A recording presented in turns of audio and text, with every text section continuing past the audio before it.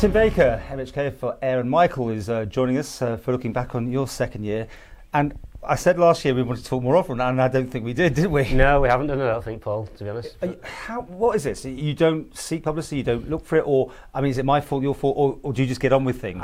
I'm all about delivering and getting on with things and being stuck in and trying to leave, effectively, a legacy from a 5-year investment of time. So I'm more than happy to engage and talk to people about what I'm doing, but equally I'm happy just to get on with it. And you're a doer? I am a doer, yes. Yeah. You've got interesting things in your portfolio, say at least. I have. I think it's a very full portfolio, Paul, and I don't think there are any other backbench members who've got such a breadth and depth of content. So I'm in 2 departments, DEFRA and DOI, and interestingly, being in 2 departments gives you that ability to link things together.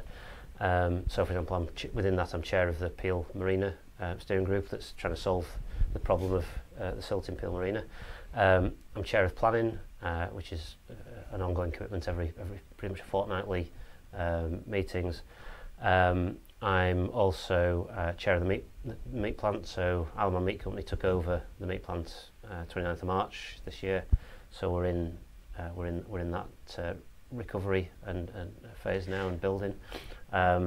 I'm also the newly appointed children's champion as well, so pretty busy. Let's break some of those down then. The meat plant, I was obviously talked to Jeff Bridge about this as well, but I mean, this is your particular, you sort of take responsibility for it, would you say? Yeah. Recovery, you just use that word there. So the time recording, which is September, what's your take on how we're standing? So we're almost 6 months into taking the keys effectively, and 3 phases. There's the stabilisation, then the recovery, and then there's the sort of longer term build. We've done the stabilisation, which was about putting the pricing back to the farmer to the right level to attract the stock in. It was about getting a management team in there who were capable and committed, and we've done that. And it was about starting to bring some marketing to the organisation, which historically has never been any marketing of Manx meat. And within that, to start to rebuild confidence on both the producers, the employees and the customers. What did you find when you went in there then? I mean, what was it? Was it a mess? I mean, yes. Was it? It was. Yeah. I mean, this is an organisation that's been badly battered and because it's government. Well, it wasn't government. You see, it was a complex. Yes. Yeah. I mean, you explain it, but you put money into it. Well, government was certainly had input. Absolutely, it was a farmer-run and owned cooperative. Yes. But government was effectively picking up the tab because it was effectively financing it. So the more the business lost, the more the cost of government, the better the job the directors and management did. All that happened was that it cost government less. And it had got itself into a downward spiral as a result of decisions that had been made by a combination of the farmers and of government. And we always reported the farmers were taking all their livestock off Ireland mostly or whatever because they're getting better prices. Have you seen that sort of curtailed now? We have, yeah. I mean, the pricing has been really well received by the farmers, and we've absolutely seen a desire to put the animals through the plant, which is great. The challenges we've got are to build capacity and to be able to process them because they come in its peaks and troughs. At the moment, we're in a glut of supply, and we're having to ask the farmers to book their animals in with a reasonable amount of advance notice, which is something that's a bit of a challenge for them. But the numbers show that we're keeping more animals going through the plant than being shipped. But we've got to build a long-term industry on the island, and so that people do breed the stock, they keep their stock for finishing on the island, and the meat plant is seen as the...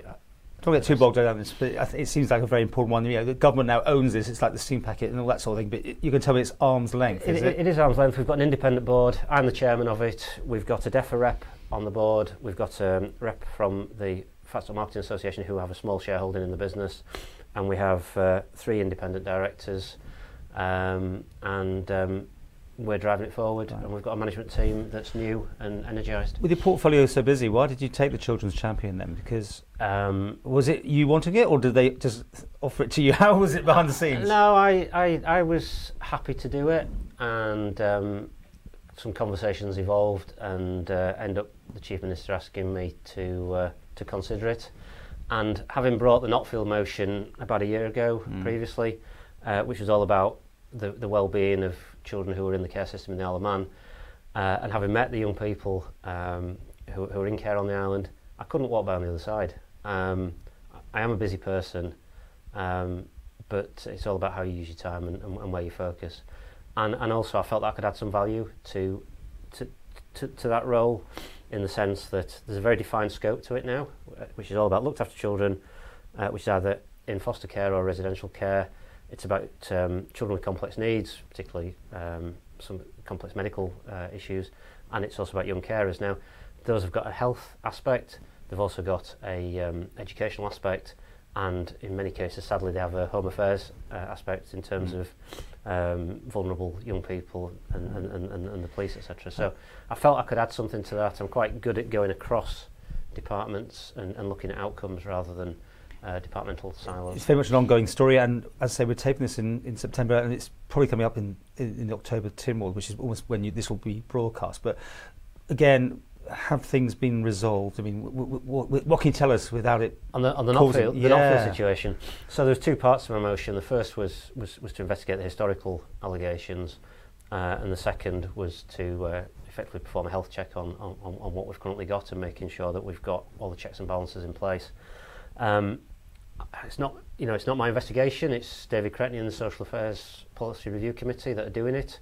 So I've got no inside information. You did get stopped at one stage because the police got involved, didn't they? It did, yes. And the committee couldn't carry on their work whilst the police decided whether or not to bring charges for those historic issues. But things are now moving again, are they? They are. I understand that the police decided that, given the passage of time, they felt, in conjunction with the Attorney General, that the prosecution probably wasn't the right way forward.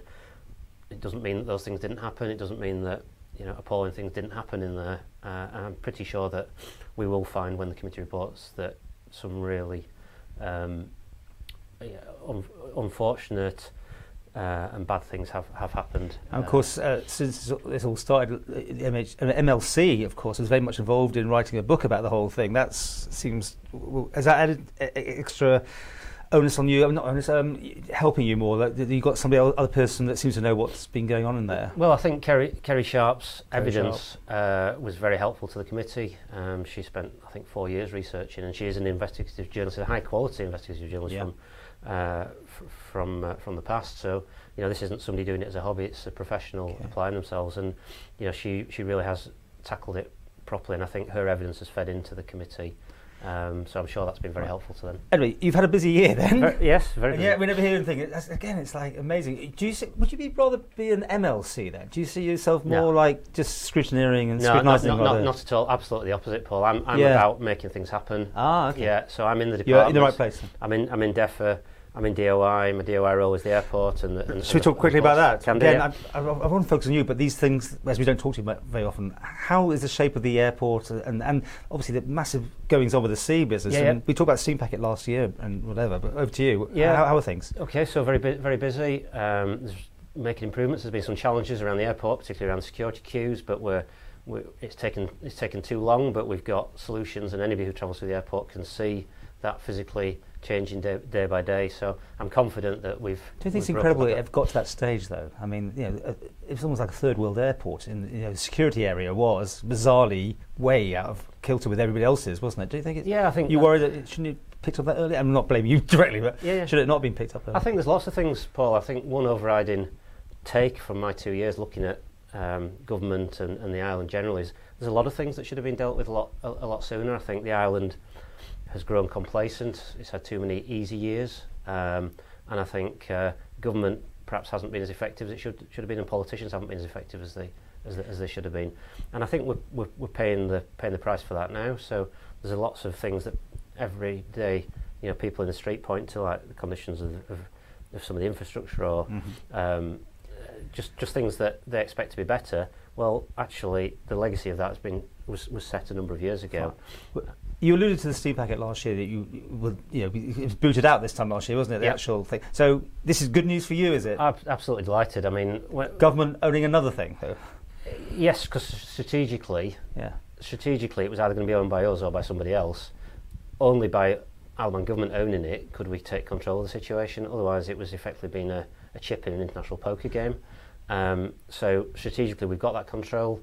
we can ensure that the steam packet operates in the best interest of the Isle of Man. Obviously, it is an investment of government reserves. It's actually a very attractive investment from a yield point of view. I was going to say, if the pension funds like it, it's got to be good, doesn't it? Absolutely, and it's stable and it's high profit. It's a high profit business. So at one level, just as an investment, it was a good decision. What about the thing about Fastcraft, though? Those sort of things, do you think, will you take keen interest to make sure we do keep those sort of levels in the service agreement? So the service agreement is absolutely fundamental, and that work is ongoing right now. We've got the consultation open as we speak. It's will be outdated by the time it gets broadcast. Yeah, absolutely. But the crucial thing is that the service that's required is clearly defined. Whether that's a Fastcraft, whether it's 2 rope axes or whatever. That's interesting. So you're not. Let me try a bit more direct. Do you think that Fastcraft should be part of the mix? Not necessarily. Interesting. Not necessarily. Because actually, if you don't, you have to have at least 2 vessels. But if you had two rope axes, so 2 identical sort of ships, you mean? Yeah, or perhaps similar configuration, but maybe with different engine sizes. Potentially, you could offer an all year round service to Liverpool. So at the moment, we can only offer a summer service to Liverpool. We're going to have a nice new terminal in Liverpool, subject to Tynwald approval. Do you think there'll be this gap? By the way, I'm running around. I think that there are always challenges in big capital projects, but I think that there'll be a solution found to bridge that gap. What about the deep water berth? Deep water berth. Oh, not so keen. I'm not so keen on that. Yeah, this is your area, so you've looked at it obviously very carefully. What is it that's not giving you the yes answer on that one? Fundamentally, the passengers on cruise ships don't spend significant money locally. Yeah. Okay. So we can bring lots of people in. We discharge them all in big lumps, effectively. But they'll go to government things, won't they? They'll go to the water wheel. They'll go to on the horse trams. They'll go on the steam trains. They'll do all those sort of things, wouldn't they? Well, you'd hope so, but there's not a lot. If you've got a cruise ship with 2,000 or 3,000 passengers and you can get 28 on a horse tram. So if you're not keen on it, how's that affect? I mean, this is your area. You've done, you've looked at more probably than anyone at the research numbers. So if you're not for it, that means it's going to fall, is it? No. I mean, the deep water berth has been it's been a well discussed subject. At one end of the spectrum, there were some very ambitious plans that were talking about, a 400-metre floating berth that would cope with the biggest cruise ships in the world. Yeah, the Gin Palace option. Absolutely. What DOI have come up with, and I know that not all parties are in agreement with this view, but I feel it's a pragmatic, sensible action is to extend the capability of the Victoria Pier for about 12 million. So just 12 million, which is a fraction of what. Yeah. But you could vote for that one. Oh, absolutely, yes, I support that. So a little bit of deep water, but not the full top end. That will. What will that get? The medium size, or only the small ships? No, about 70, up to about 70% of the. Who won't spend any money though? So the smaller ones do. The smaller ones spend more. It's the big ones that don't, because the people are fed and watered on the ship, and the scale of the ships are big enough to have all the attractions on there for them. I had a conversation with a gentleman from Orkney who I met, and he said absolutely what we'd come up with was exactly the right. Yeah, everyone says they got hundreds and hundreds of ships going there, but they're not spending money. Exactly. There's not much to see there, to be fair, but maybe. No, but also it's how much time have you got ashore? That's the other thing. But I think what we're doing is pragmatically the right thing to do. But I wouldn't. And if the cruise ship industry grows, then we've got the opportunity to scale up later on. We have to talk more often. Okay. Right. Now, but time-wise, I know we're rushing along here. So, have you had a good year? Looking forward to next year? Absolutely, I think. Carry on what you're doing. Yeah. Be a minister. Well, that's not within Would you my like gift, one? is it? Yeah, but would you like to be one?